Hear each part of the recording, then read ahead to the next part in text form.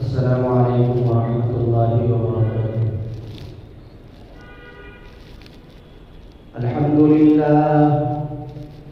Alhamdulillah nahmaduhu wa nasta'inuhu wa nastaghfiruhu wa nu'minu bihi wa natawakkalu alayhi wa na'udzu billahi min shururi anfusina wa min sayyiati a'malina. من يهده الله فلا مضل له ومن يضلله فلا هادي له ونشهد أن لا إله إلا الله وحده لا شريك له ونشهد أن سيدنا وسندنا وحبيبنا ومولانا محمدا عبده أرسله الله تعالى بالحق بشيرا ونذيرا وداعيا إلى الله بإذنه وسراجا منيرا. أما بعد فقد قال الله تبارك وتعالى في القرآن المجيد والفرقان الحميد: أعوذ بالله من الشيطان الرجيم. بسم الله الرحمن الرحيم. كل نفس ذائقة الموت. صدق الله العظيم وصدق رسوله النبي الكريم ونحن على ذلك لمن الشاهدين والشاكرين والحمد لله رب العالمين. محترم मुकर्रम बुजुर्गान दीन हाज़रीन जुमा गुज़िश्ता हफ्ता हज़रात के सामने इस रूए ज़मीन पर जो अल्लाह के नाफरमान बंदे हैं, ख़ास तौर पर वो लोग जो दूसरों पे जुल्म उठाते हैं, दूसरों को तकलीफ देते हैं, ऐसे लोगों के मुताल्लिक़ और अल्लाह ने ऐसे लोगों को, ऐसे जालिमों को इस रूए ज़मीन पर क्या सज़ा दी, चंद झलकियाँ हज़रात के सामने पेश की गई थी। आज दिल में इरादा हुआ है कि आप हज़रात के सामने उस उन्वान को उठाया जाए, उस बात को बताई जाए और उस अजीम तरीन चीज़ के बारे में आप हज़रात को आगाह किया जाए, जिसके बारे में कुरान मजीद के बेशुमार मकामात पर अल्लाह ने बताया। वह कैसी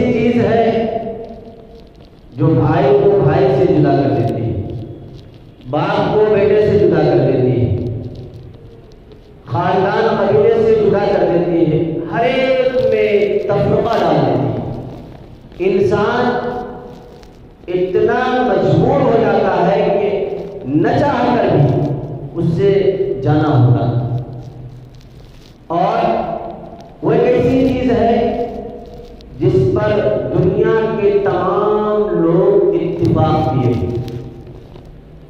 اختلاف ہے بہت ساری چیزوں میں، ذہنی اختلاف ہوتا بھی ہے۔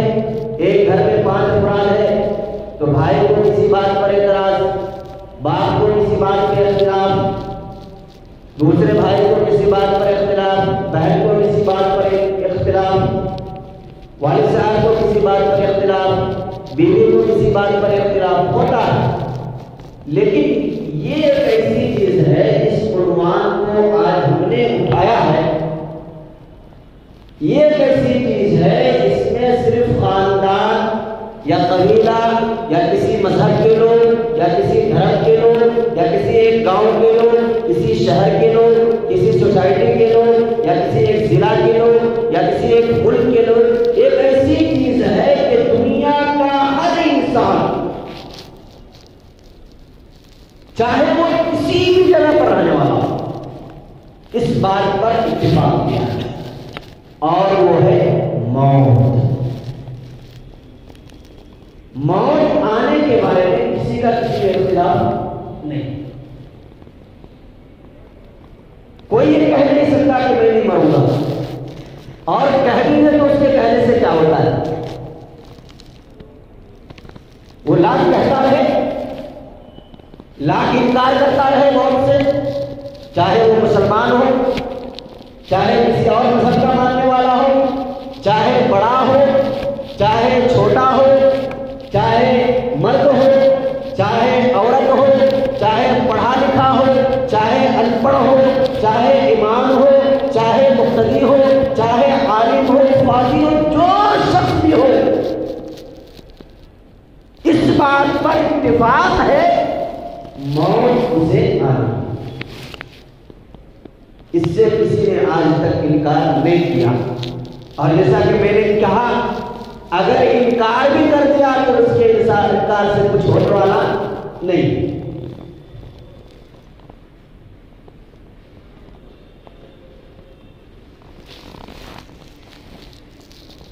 تو یہ ایک ایسی چیز ہے موت، اس میں کسی بھی دھرم کا کوئی نہ اتفاقی یا اختلاف نہیں، سب کو یہاں سے جانا ہے۔ میں آج اس کی تشریح بتاؤں گا۔ یہ ایک ایسی چیز ہے اور یہ ایک ایسا خطرناک بھی ہے اور اخروی لحاظ سے اچھا بھی ہے۔ اس نے کسی کو نہیں چھوڑا، چاہے کتنا بڑا محدث، کتنا بڑا مشہور اپنے آپ کا بات، اپنے زمانے کا بادشاہی کیوں نہ ہو، یہاں تک کہ کتابوں میں لکھا ہے کہ بعض بادشاہ ایسے بھی گزرے جنہوں نے ایک گھر بنایا اور وہ ایسی شیشہ پلائی ہوئی دیوار بنائی کہ اس کے اندر موت داخل نہیں ہو سکتی۔ کوشش انسان کی کہ میں جب موت کا وقت قریب آئے گا، میں اس عمارت میں، اس روم میں چلے جاؤں گا، وہ ایسی شیشہ پہ پلائی ہوئی دیوار ہے، اس کے اندر مجھے موت نہیں آئے گی۔ جہاں تک لوگوں نے کوشش کی، لیکن ایک طرف انسانی کوشش، انسانی سوچ، دوسری طرف اللہ کا آڈر۔ قرآن مجید کے اندر اللہ کہتے ہیں اینما تکونوا، جہاں کہیں بھی رہو، یدرککم الموت، آدم بچے کی تمہیں موت۔ اور اسی بات کی تشریح کرتے ہوئے اللہ نے آگے کہا وَلَوْ كُنْتُمْ فِي بُرُوجٍ مُشَيَّدَةٍ، اگر تم ایک مضبوط قلعے کے اندر، ایک مضبوط گھر کے اندر بھی اپنے آپ کو قید کر لو موت سے بچانے کے لیے، بچ نہیں سکتے. آنی ہے. کسی کا اختلاف ہے؟ کوئی اس لوگ کہہ سکتا ہے کہ میں نہیں مروں گا، اور میں نے کہا کہتا رہے، جب وقت آئے گا موت کا اللہ نے فکس کر دیا ہے. قرآن مجید کے اندر بے شمار مقامات کا مل جائے گا. اللہ فرماتا لا يستأخرون ساعة ولا يستقدمون. ایک سیکنڈ، ساعت کہتے ہیں عربی میں سیکنڈ کو، تو اللہ فرماتے ہیں لا يستأخرون ساعة ولا يستقدمون. ایک سیکنڈ نہ ادھر نہ ادھر، بالکل جو ٹائم فکس کر دیا گیا ہے. اس کا ایگزامپل آج کے زمانے میں مشہور ہے، ٹائمنگ بم فکس کر دیا ہے. یہاں جماعت ہوتی ہے نماز، گھڑی میں ٹائم فکس ہے، جیسے ہی ٹائم ہوگا ایک سیکنڈ نہ ادھر نہ ادھر گھڑی بجے گی، ہے نا. ٹرین کا ٹائم ہو گیا گھڑی بجے گی، فلائٹ کا ٹائم ہو گیا، بے شمار گھڑی مل جائے گا آپ کو. اس کا ایگزامپل آج کے دور میں بہت ایزی ہے. آپ ٹائم فکس کر دیجئے، الارم سیم اسی ٹائم پہ الارم بجے گا، ایک منٹ ادھر ادھر نہیں ہوتا ہے. تو اللہ فرماتے لا يستأخرون ساعة ولا يستقدمون. تمہارا بھی ٹائم فکس ہے، نہ ایک سیکنڈ ادھر نہ ایک سیکنڈ ادھر. یہاں تک کہ لکھا ہے کہ اگر کوئی آدمی اپنی زبان سے آخری بار کچھ بولنا چاہے گا اور اس کا ٹائم ہو گیا ہوگا تو اس بول کو باہر نکلنے کی اجازت نہیں ہوگی. یہ اللہ کا قانون ہے. انکار کرنے والوں نے خدا کا انکار کر دیا، جنت کا انکار کیا، جہنم کا انکار کر دیا، نبی کو ٹھکرا دیا، نبی کے جو ہے افعال کو ٹھکرا دیا. لیکن یہ ایک ایسی حقیقت ہے، موت ایک ایسی چیز ہے کسی نے آج تک نہیں ٹھکرایا. اور ٹھکرایا بھی تو ایسا نہیں ہے کہ اس کے ٹھکرانے سے موت نہیں آئی، اور اس کو آنی ہی ہے، ہر حال میں آنی. اب موت کیسے آئے گی؟ میں دوسرے رخ کی طرف چلا گیا.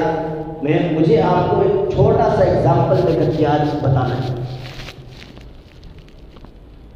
وہ یہ بتانی ہے مجھے کہ ہم میں سے ہر ایک انسان جانتا ہے کہ دنیا کی زندگی جو ہے یہ زندگی فانی ہے.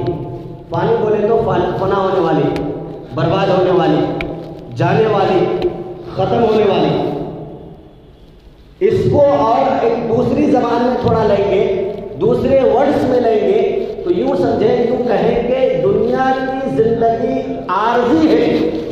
عارضی بولے تو ٹیمپروری بولتے نا، ہمیشہ نہیں. جیسے کہیں پہ بلڈنگ بن رہی ہو، اس کے بعد وہ چھوٹا گھر بنایا جاتا ہے. کیوں بنائے؟ بلڈنگ ویسی رہنے کے لیے، ٹیمپروری. مسجد بن رہی ہو، مسجد شہید کر دی گئی، بازو میں چھوٹا مسجد بنایا جاتا ہے. کیوں؟ نماز پڑھنے کے لیے عام طور پہ. تو یہ دنیا کی زندگی سیم ایسی ہے، عارضی. یہ ہمیشہ رہنے والی نہیں ہے. دماغ میں فٹ کر لیجیے اس بات کو. اللہ سورہ رحمان کے اندر فرماتے کل من علیہا فان، سب چیز فنا ہونے والی ہے، سب فنا ہونے والی ہے.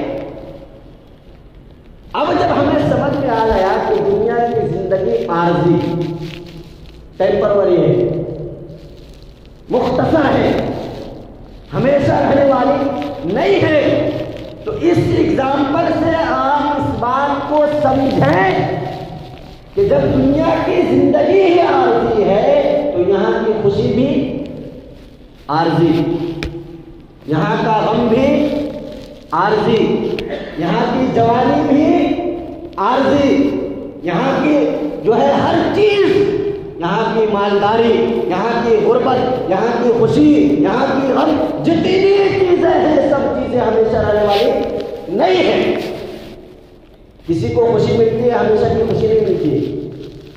دیکھا آپ لوگوں نے کبھی کہ پوری زندگی خوشی ہو انسان، یا کسی کو غم آیا، مصیبت آئی تو ہمیشہ پوری زندگی مصیبت میں کاٹ دیا الا ماشاء اللہ، یا کسی کوئی جوان ہے تو ہمیشہ جوان ہی رہا، کوئی مالدار ہے تو ہمیشہ مالدار ہی رہا، نہیں دیکھا گیا۔ تو یہاں کی ہر ایک چیز فنا ہونے والی، عارضی ہے، ہمیشہ رہنے والی نہیں ہے۔ اس سے بات سمجھ میں آ رہی ہے کہ اللہ نے جو چیزیں دی ہے سب فانی ہے، اور اس میں یہ تمام چیزیں لگانے کا جو ایک مقصد ہے، وہ مقصد کیا ہے؟ سوال پیدا ہوتا ہے، آدمی کے ذہن میں بات آتی ہے کہ جب تمام چیزیں فنا ہونے والی ہیں، انسان بھی فنا ہو جائے گا، یہاں کی تمام چیزیں، زمین و آسمان، چاند سورج ستارے، جتنی چیزیں ہیں سب فنا ہو جائے گی، برباد ہو جائے گی، تو اللہ نے بنایا کیوں؟ تو اللہ اس کا جواب دے رہے ہیں۔ اللہ کو پتا تھا نا ایسے لوگ پیدا ہوں گے، اعتراض کریں گے، سوالات کریں گے۔ اللہ کو بھی پتا تھا کہ میں جس کو جو دماغ دیا ہوں اسی دماغ کو یہ غلط جگہوں پہ یوز کرے گا، میرے خلاف ہی الٹا بولے گئے۔ اللہ کو پتا تھا، تو اللہ نے اس کا جواب دے دیا، کہا کہ لِيَبْلُوَكُمْ أَيُّكُمْ أَحْسَنُ عَمَلًا۔ میں نے جو یہ مختصر سی زندگی، مختصر سی خوشی، مختصر سا غم، مختصر سی مالداری، یہ چیزیں ہم نے جو دی ہے اس لیے دی تاکہ مجھے دیکھنا ہے، مجھے دیکھنا ہے کہ کون اس مختصر سی زندگی میں کتنا اچھا بن کے دکھاتا ہے مجھے۔ خوشی دیا تو خوشی کے مومنٹ پہ وہ کیسا ہے، کیسا فیل کر رہا ہے، مجھے یاد کیا یا بھول گیا؟ مال دیا تو مالداری کے نشے میں مجھے یاد کیا یا بھول گیا؟ غم کیا تو غم پہ صبر کیا یا نہیں کیا؟ لِيَبْلُوَكُمْ أَيُّكُمْ أَحْسَنُ، تاکہ اللہ دیکھنا چاہتے ہیں کہ ان لوگوں میں جس کو ہم نے زندگی دی، مختصر سی زندگی، اس زندگی میں ان میں کون اچھا ہے، کون کتنے اچھے اعمال کر رہا ہے، کون غریبوں پہ ترس کھا رہا ہے، کون یتیموں کا جو ہے ان کی خبرگیری کر رہا ہے، کون خدمت خلق میں لگا رہا ہے، کون کتنا نماز کا پابند ہے، کون کتنا اللہ کی رضا میں لگا ہوا ہے، اور کون اللہ کا نافرمان بن کر کے زندگی گزار رہا ہے۔ ابھی پتہ نہیں چل رہا نا، پتہ چلے گا قیامت کے دن جب ہوگا نا، تو اللہ فرمائیں گے، سورہ یاسین پڑھیے پتہ چلے گا۔ اللہ فرمائے وَامْتَازُوا الْيَوْمَ أَيُّهَا الْمُجْرِمُونَ، چھٹائی ہو جائے گی، چھٹائی ہوگی، اللہ فرمائیں گے کہ الگ ہو جاؤ اے مجرموں، نافرمان لوگ الگ ہو جائے، سائڈ میں چلا جائے، اس کے پاس ٹکٹ نہیں ہوگا، اندر داخل ہونے کے لیے ٹکٹ نہیں ہوگا ان کے پاس۔ اللہ فرمائے وَامْتَازُوا الْيَوْمَ أَيُّهَا الْمُجْرِمُونَ، ان کو الگ کر لو، یہ اس لائق نہیں ہے کہ یہ جنت دیکھے، یہ اس لائق نہیں ہے کہ جنت کی خوشبو، وہاں کی نعمتیں، ایسی چیزوں سے یہ لطف اندوز ہو، اس لائق نہیں، اس کو الگ کرو۔ پتہ چلے گا اسے جب اللہ یہ اپنا انصاف اور میزان قائم کریں گے، تو اس وقت یہ تمام چیزیں سامنے آئیں گی، تمام چیزوں کا پتہ چلے گا، ایسے رہے یا ویسے رہے، وہاں دیکھنا کہ کیسے رہے، وہاں پتہ چلے گا سب کے بارے میں۔ کے کالے کرتوت ہو یا اچھے اعمال ہو، وہاں پہ سب کا ضائع ہو جائے گا، پتہ چل جائے گا وہاں پہ سب کہ ہم نے کیا کیا، کیا کرنا تھا، کس لیے ہمیں بھیجا گیا تھا۔ اور موت آنے کی ایک بڑی وجہ یہی، اللہ نے جو زندگی کے بیچ میں ایک موت رکھا ہے، دنیا اور آخرت کے بیچ میں ایک موت رکھا ہے، یہ موت میں نے کہا اچھی چیز بھی ہے اور بری چیز بھی ہے۔ یہ چیز اچھی کس اعتبار سے ہے؟ اس اعتبار سے اچھی ہے کہ موت ایک ایسی چیز ہے جو بندے کو اپنے رب سے ملا دیتی ہے۔ مرنے کے بعد انسان اپنے رب سے ملتا ہے، اپنے رب سے ملاقات کرتا ہے۔ اور بری اس لحاظ سے ہے کہ جس کے اعمال اچھے نہیں، جس کی زندگی اچھی نہیں، اچھی زندگی گزارے بغیر وہ چلے گیا تو اس کے لیے یہ المناک، دردناک، کربناک، ہماری زبان میں بولتے ہیں جیسی لائف ویسا فرشتہ، لائف جیسی ہم نے گزاری ہے، اور ایک زبان میں بولتے ہیں جیسی موت ویسا فرشتہ۔ یہ پورا ڈیسائیڈ ہوتا ہے، اللہ تمام چیزوں کا گھیراؤ کیے ہوئے ہر ایک بندے کے اعمال سے واقف ہے، وہ جانتا ہے کہ کون کتنا پانی میں، کس کے اعمال کتنے اچھے ہیں، وہ اللہ بخوبی جانتا ہے، ہر ایک سے واقف۔ اور موت آ کر کے نہ جانے کتنے لوگوں کے کتنے پلان کو ختم کر دیا۔ ہو سکتا ہے ہمارا پلان دماغ میں ہے، یہ بنانا، یہ کرنا، وہ کرنا، اور اسے خبر ہی نہیں ہے کہ اس کے کفن کے کپڑے بازار میں آ چکے ہیں۔ ہو سکتا ہے، اس لیے کہ قرآن مجید کے 21ویں پارے کے اندر، اس پارہ نمبر 20 پر 1، اس میں اللہ تعالیٰ نے ایک سورہ ہے، سورہ لقمان۔ حضرت لقمان علیہ السلام ایک اللہ کے برگزیدہ بندہ گزرے ہیں، ان کے بارے میں اختلاف ہے، بعض لوگ کہتے ہیں کہ نبی ہے، بعض لوگ کہتے ہیں کہ ولی ہے۔ پہلے کہ نبی ہو یا ولی ہو، وہ ان کے نام سے ایک سورہ ہے، سورہ لقمان۔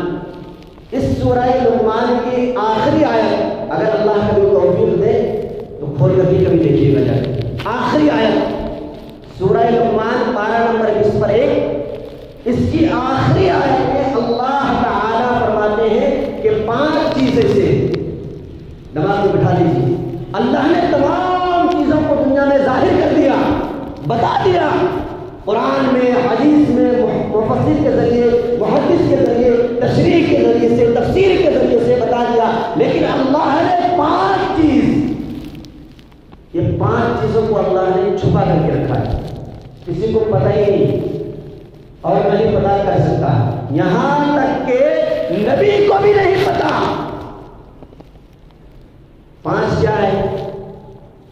ان اللہ عنده علم الساعة وينزل الغيث ويعلم ما في الأرحام وما تدري نفس ماذا تكسب غدا وما تدري نفس بأي أرض تموت۔ یہ 5 چیز۔ پہلی چیز کیا ہے جس کا کسی کو علم نہیں، اللہ کے علاوہ، نبی کو بھی نہیں، اللہ نے نبی کو بھی نہیں بتایا۔ پہلی چیز قیامت کب آئے گی، کسی کو پتا نہیں۔ دوسری چیز بارش کب ہوگی، وہ اللہ کی مرضی ہے، کہاں ہونا ہے، کب ہونا ہے، وہ اللہ جانتے ہیں۔ وَيَعْلَمُ مَا فِي الْأَرْحَامِ، ماں کے پیٹ کے اندر لڑکا ہے یا لڑکی، اگر ابھی حالات کے ذریعے سے تھوڑا بہت پتہ چل جاتا ہے، لیکن یہ مرحلہ تفصیلی ہے۔ شروع میں جب ماں کیا پڑتا ہے اس وقت کوئی شخص نہیں جانتا، دنیا کی کوئی طاقت نہیں جانتی کہ اس نطفے کے ذریعے سے لڑکا ہوگا یا لڑکی ہوگی. تو اللہ تیسری چیز فرماتے ہیں وَيَعْلَمُ مَا فِي الْأَرْحَامِ. چوتھی چیز وَمَاذَا تَكْسِبُ غَدًا وَمَا تَدْرِي نَفْسٌ مَاذَا تَكْسِبُ غَدًا. انسان کل کیا کرے گا؟ پلان تو بہت سارے ہمارے ہوتے ہیں، سوچ سے تو بہت سارے رہتے ہیں کہ صبح یہ کریں گے، کل یہ کریں گے، لیکن ہوتا نہیں ہے. ہوتا وہی ہے جو اللہ چاہے. تو کل انسان کیا کرے گا، کون سا کام کرے گا، یہ چاروں چیز کسی کو اس کا علم نہیں ہے. اور پانچویں چیز جس کا بھی ہم تذکرہ کر رہے ہیں موت. موت کب آئے گی، کہاں آئے گی، کس حالت میں آئے گی، کوئی نہیں جانتا اس کے بارے میں. نبی پاک علیہ السلام سے بھی ان چیزوں کے بارے میں حضرات صحابہ نے سوال کیا تھا، پوچھا تھا. نشانیاں بتا دی ہے اللہ کے رسول صلی اللہ علیہ وسلم نے کہ قیامت کی یہ آثار ہے، قیامت کی نشانیاں ہیں، لیکن مکمل طریقے سے اللہ کے نبی صلی اللہ علیہ وسلم نے نہیں بتایا. اور قرآن مجید کے بے شمار مقامات آپ کو مل جائے گا وَعِندَهُ عِلْمُ السَّاعَةِ. بے شمار مقامات کے اللہ نے فرمایا کہ اس کا علم صرف اللہ ہی کو ہے. اور پانچ چیزوں میں ایک چیز موت بھی ہے. ہمیں خود پتہ نہیں ہے کہ ہماری موت کب آنی ہے. نہ جانے کس جگہ پہ زندگی کی شام ہو جائے، کوئی نہیں جانتا. اب جس چیز کے بارے میں ہمیں علم ہی نہیں ہے، معلوم ہی نہیں ہے، پتہ ہی نہیں ہے کہ کب آئے گی، اس کے لیے تیاری کتنی کر رہی ہے. ہر ایک انسان سوچ کر دیکھیے. اور موت ایک ایسی چیز ہے، زندگی اینڈ ختم ہوئی ہے. اس کے بعد قبر میں جا کر کے وہ لاکھ سبحان اللہ پڑھے، قبر میں جا کر کے لاکھ تہجد پڑھے، کوئی فرق نہیں پڑتا. وہ اعمال قابل قبول نہیں. اعمال تو زندگی کے اللہ کے ہاں مقبول ہوں گے. اب ہر ایک شخص اپنے گریبان میں جھانک کر کے دیکھ لے، موت طے ہے، کوئی انکار نہیں کر سکتا. انکار بھی کیا اس کے انکار سے کوئی فرق پڑنے والا نہیں ہے، آنی ہے. بس تیاری تو نہیں کرنی ہے.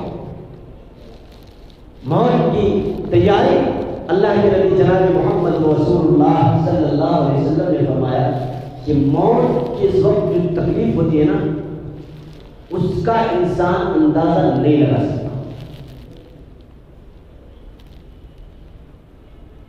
اللہ کے نبی صلی اللہ علیہ وسلم نے ایک مرتبہ حضرات صحابہ سے کہا تھا کہ مجھے ڈر ہے کہ بہت سارے لوگوں کو اس حالت میں موت آئے گی. صبح میں مسلمان ہوگا، شام میں کافر ہو جائے گا، کفر پر جائے گا. ایک ایسا دور آئے گا اور وہ دور قریب قریب آ چکا ہے. ایسے اعمال ہمارے ہیں ہمارے پاس.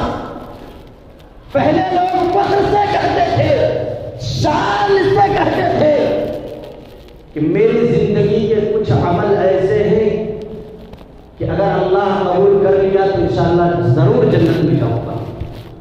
لوگ کہتے تھے ویسے اعمال اچھے تھے.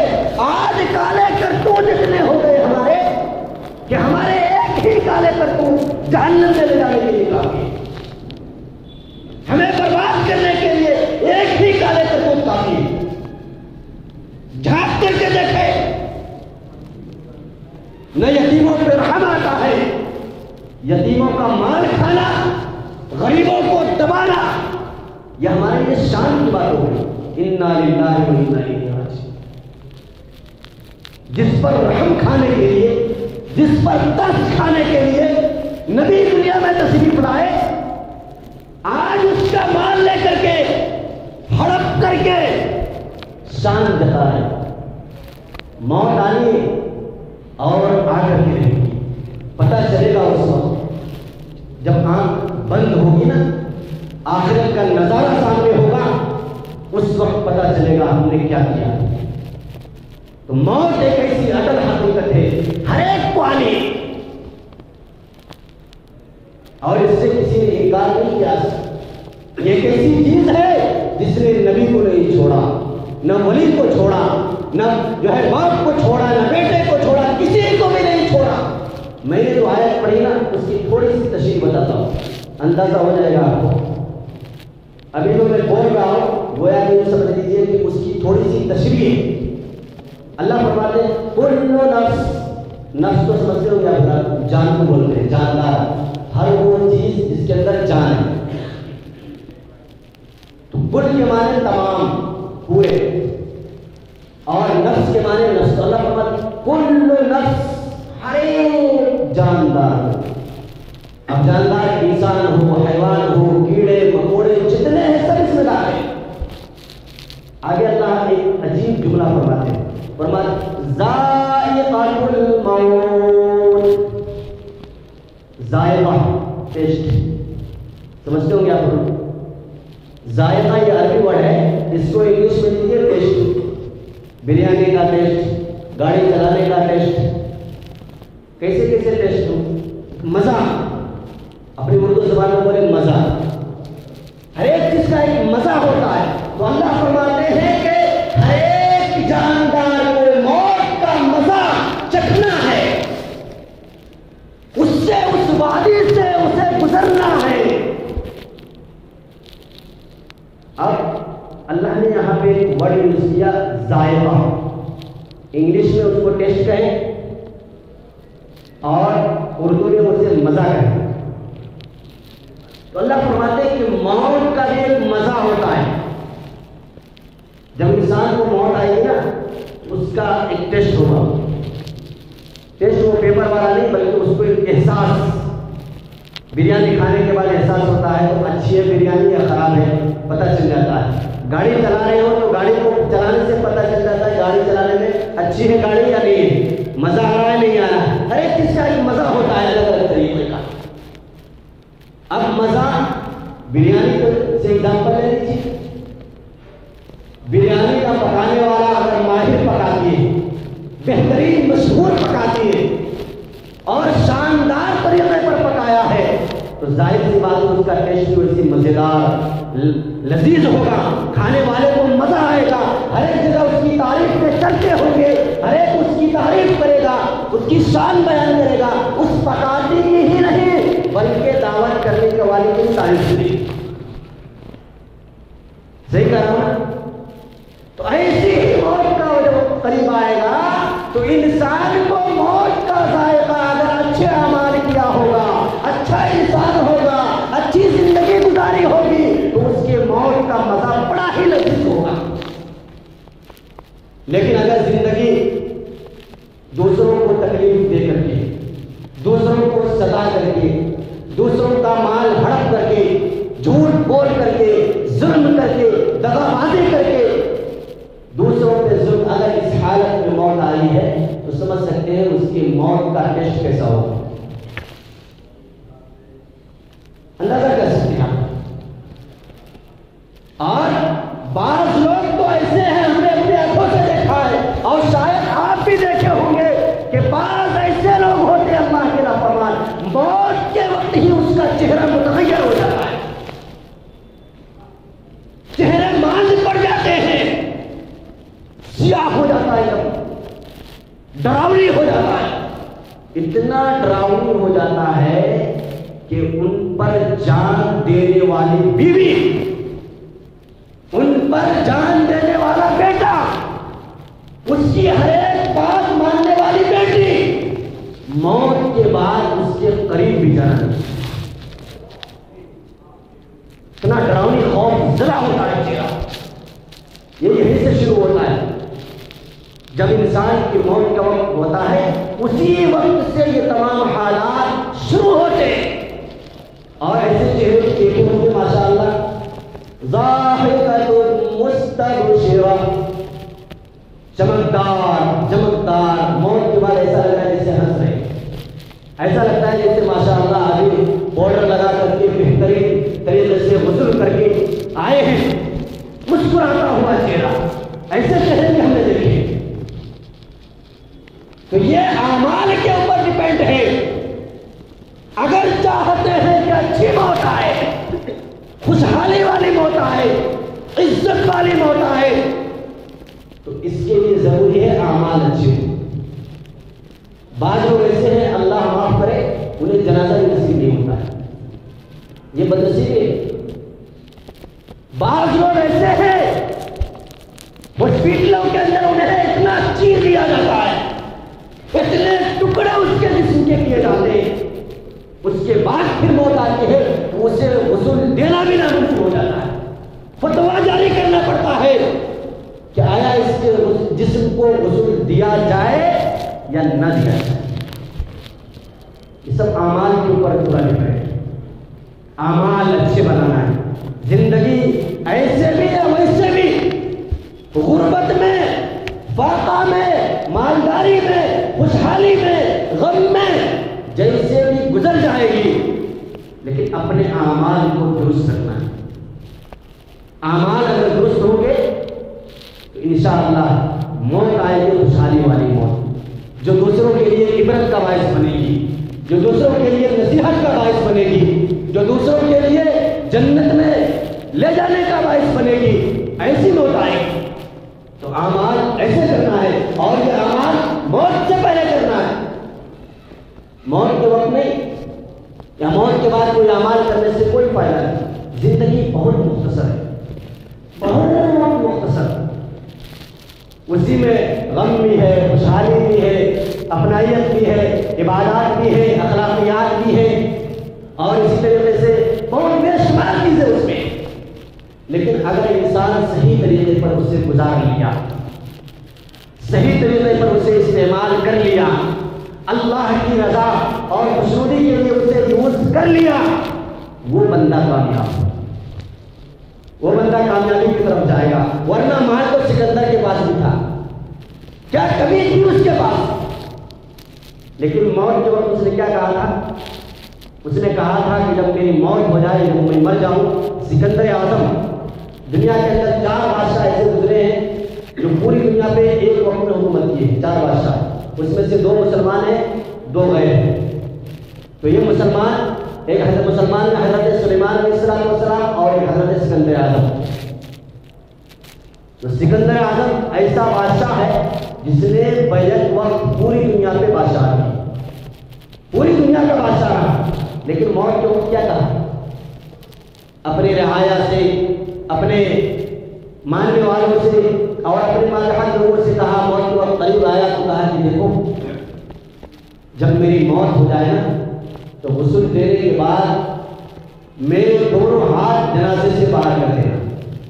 لوگوں نے پوچھا, سکندر اعظم آپ بادشاہ ہیں, آپ ایسا کیوں کہہ رہے ہیں؟ کہا کہ اس لیے کر رہا ہوں اور کہہ رہا ہوں, نصیحت کر رہا ہوں تاکہ دنیا کے لوگ دیکھ کر کے یہ عبرت حاصل کر لے, یہ جان لے کہ سکندر دنیا کا بادشاہ تھا, آج دنیا سے خالی ہے جا رہا, کچھ لے کر کے نہیں جا رہا. اسی واقعے کے پیش نظر ایک واقعہ لکھا ہے. حضرت ہارون رشید نام سنا ہوگا آپ نے, بہت بڑا بادشاہ گزرا ہے اور بڑا یہ مشہور بادشاہ بھی ہے, متقی پرہیزگار بھی تھا اپنے زمانے کا. ان کے زمانے میں ایک دیوانہ تھا, دیوانہ تو تھا نہیں لیکن لوگ اسے دیوانہ کہتے تھے, جس کا نام تھا بہلول. تو یہ بہلول جو ہے یہ دیوانہ ٹائپ کام کرتا تھا لیکن بڑا متقی پرہیزگار انسان تھا. اور ہارون رشید بادشاہ تھا, انہوں نے اپنے دروازے سے کہا رکھا تھا کہ یہ بہلول جو پاگل ہے, جس کو لوگ پاگل کہتے ہیں, یہ کبھی بھی میرے دروازے پہ آئے اس کو روکنا مت, ڈائریکٹ بھیج دینا ہوگا. تو یہ بہلول جو ہے ایک مرتبہ آیا اور اجازت لی دروازے سے کہ بادشاہ سے ملنا چاہتا ہے, تو اجازت دے جاؤ. اوپر گیا تو ہارون بادشاہ مذاق مجھ سے کہنے لگے کہ بہلول بتاؤ دنیا میں تمہارے سے بڑا کوئی بیوقوف ہے؟ تو بہلول نے کہا کہ مجھے پتا نہیں, ہو سکتا ہے, نہیں ہو سکتا ہے. اس کے بعد بادشاہ نے کیا کہا, ہارون بادشاہ نے ایک لکڑی نکالی اور کہا کہ یہ لو, یہ لکڑی رکھو, اور دنیا کے اندر تمہاری نگاہ میں تمہارے سے بڑا کوئی بیوقوف انسان ملے تو یہ لکڑی اس کو دے دینا. سونے کی لکڑی تھی، بڑا قیمتی تھا وہ۔ تو بہلول نے اس کو جیل میں رکھ لیے، چلے گئے، بات ختم ہو گئی۔